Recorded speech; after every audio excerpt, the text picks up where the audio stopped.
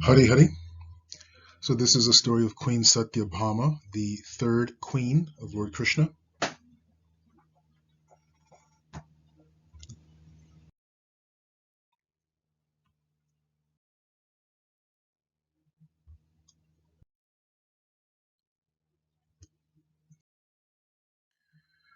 So the eight primary queens of Krishna are Rukmini Devi, expansion of Lakshmi or Rama Devi, Jambavati, the daughter of Jambavan, Satyabhama, the daughter of King Satrajit, Kalindi, an expansion of Yamuna Devi. Oh, and of course Satyabhama is the expansion of Bhumi Devi. Then there's Mitravinda, Nagna Jiti, also known as Satya. She's an expansion of Neela Devi. Then there's Bhadra and Lakshmana. The key characters of this story are King Satrajit, the father of Queen Satyabhama, the Shamantaka jewel, which of course features prominently in Satyabhama's story. Jiva Goswami, Sri Jiva Goswami is going to give us more information on various aspects of the story. Shatadhanva, Jiva Goswami, of course, is one of the six Goswamis and is a prominent writer of many Vaishnav literatures for our Sampradaya. Shatadhanva was a Yadava, a member of the Yadu dynasty, but he was a very unsavory, quite an evil character, and always found himself getting involved in or causing problems for himself and others. Kritavarma is also a member of the Yadu dynasty. Kritavarma is a very, very powerful warrior. He's also a devotee of Krishna, but one unique character, I won't say character flaw, personality trait of Kritavarma is that he is very easily drawn into schemes by his friends or peers. He's not a very strong-minded person. He does not have the ability to say no to his friends. He's not strong-willed. He does not have the courage to stand up to his friends. So he always gets involved in activities that cause problems for himself and others because he does not stand up for what is right, and he just goes along with peer pressure. He was a friend of Kamsa, which is another indicator of his weak-mindedness. Anyway, so Kritavarma, this is the nature of who he was. He was always drawn into all kinds of unfortunate schemes and plots and so on and so forth because he did not have the strength or the courage to say no to his friends. Then there's Akrura, the uncle of Krishna who went to bring Krishna from Vrindavan to Mathura on the orders of Kamsa. Then Narakasura. Narakasura is the son of Bhumi Devi. And of course, Bhumi Devi is expanded into Satyabhama, so he features in the story as well. Tulabharam is a story that comes from Odisha, and I believe Odisha, the eastern part of India. Anyway, put it that way, the eastern part of India. And this particular story, it's a very wonderful story. It's a nice story to hear, so I will share the story. But this story does not come in any of the Puranas or Vaishnav commentaries on the Puranas. But it is a nice story, and you should hear it, and that way you at least know that it's out there and you have some information about it. But it's just a story that is not found in the major Puranas, nor is it found or commentated upon or relayed by any of the Vaishnavacharyas, at least in our Sampradaya. Okay, so at the end of this episode with the Shamantaka jewel, actually the episode has not ended. Right?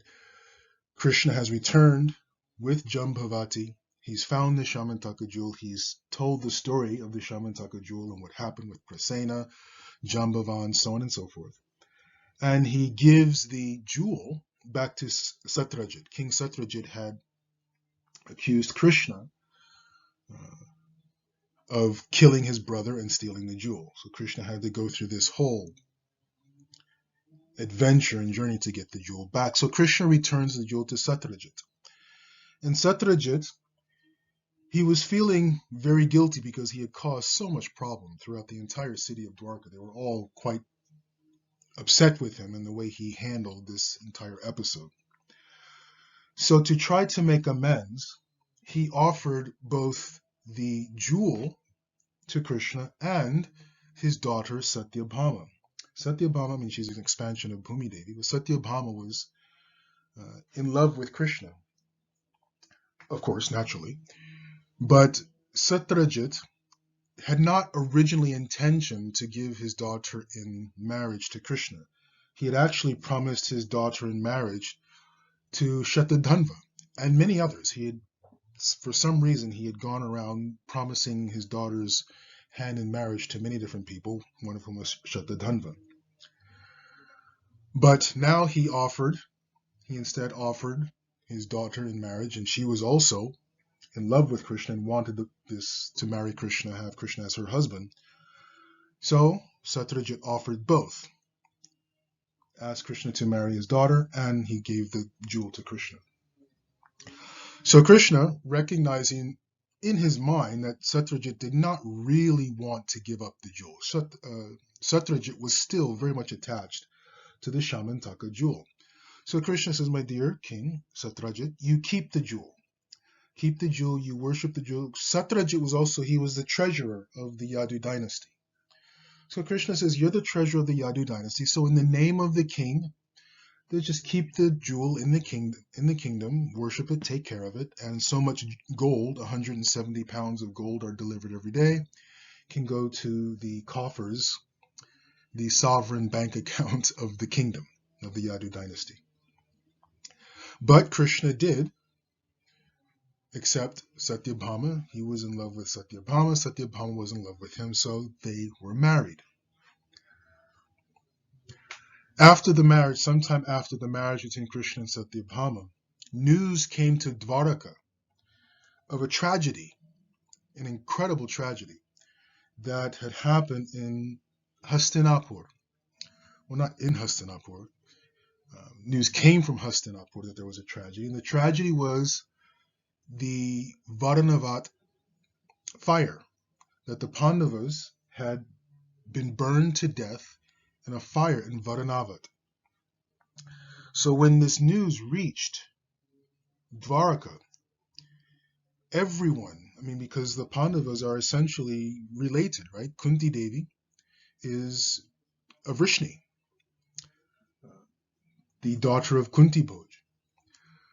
So the Pandavas are essentially cousins, closely related to the Yadavas. So very, very close relationships between the two.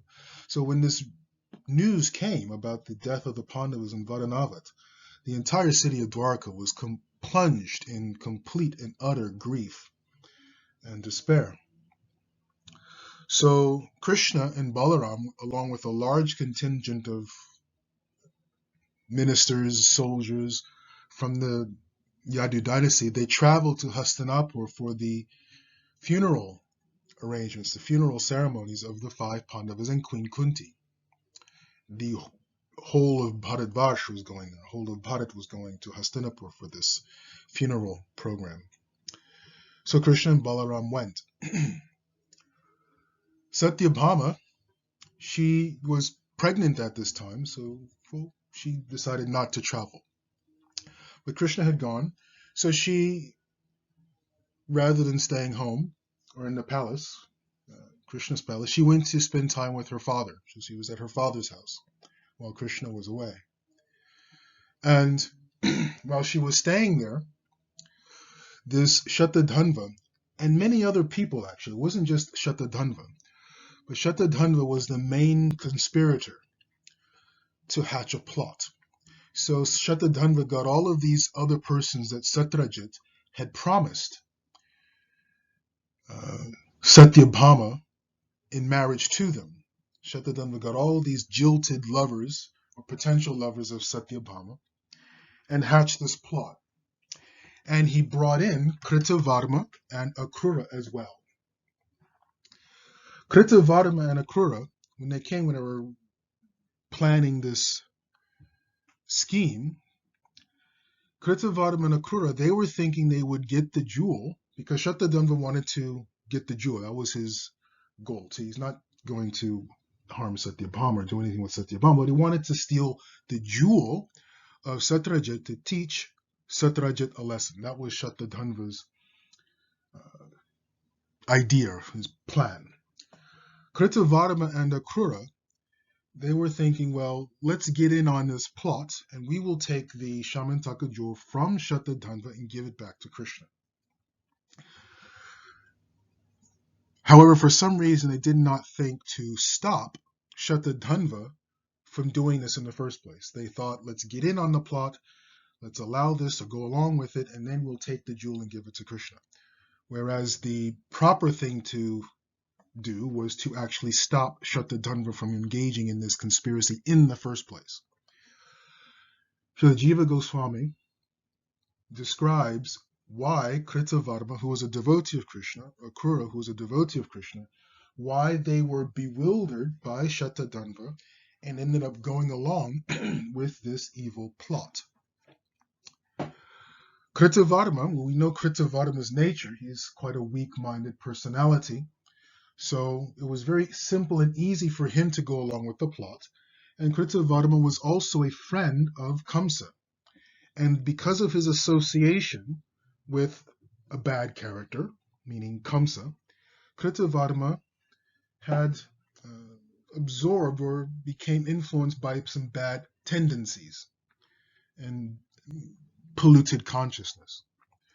So Jiva Goswami describes that the association we find ourselves in is very, very important and is an indicator of how we can end up in very either advantageous, good situations or bad situations, depending on our association. So it's very important that we choose our association very, very carefully. So this is why Kritavarma ended up allowing himself or engaging in this plot as well.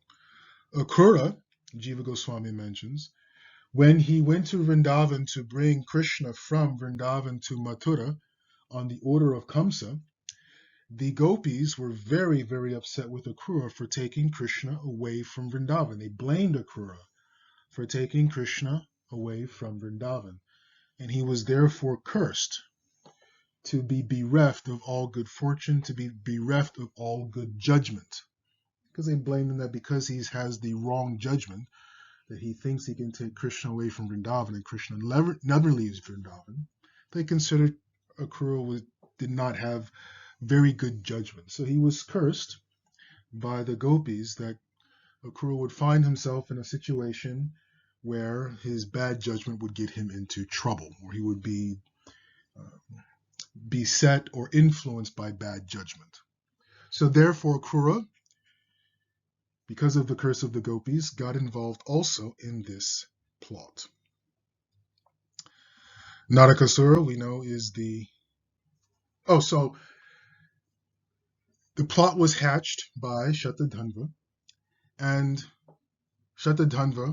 some others, not Kritavarma, not Akrura, but Shatadhanva. They went into the palace of King Satyajit and they murdered King Satyajit while he was sleeping and stole the Shamantaka jewel. When this was found out, the queens of the palace, Satyabhama was also living there.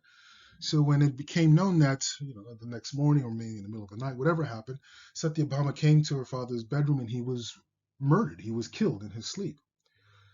She immediately, of course, was overwhelmed with distress and anxiety and fear, and was inconsolable because of the death of her father. And understanding that this was a plot hatched by Shatadhanva, she immediately decided she was going to go to Hastinapur, because Krishna, Balaram, and half the Yadu dynasty, they're all in Hastinapur for the funeral of Pandavas and Kunti. So she decided she's going to go to Hastinapur and bring Krishna back to deal with this Shatadhanva in this situation. And rather than having a funeral ceremony immediately, she ordered that the body of her father be preserved because she wanted Krishna to come back and see what they did to her father. So Satyabhama, immediately she gets on a chariot, followed by some bodyguards and her attendants, and went immediately took off for Hastinapur. So that is part one. We'll continue in part two.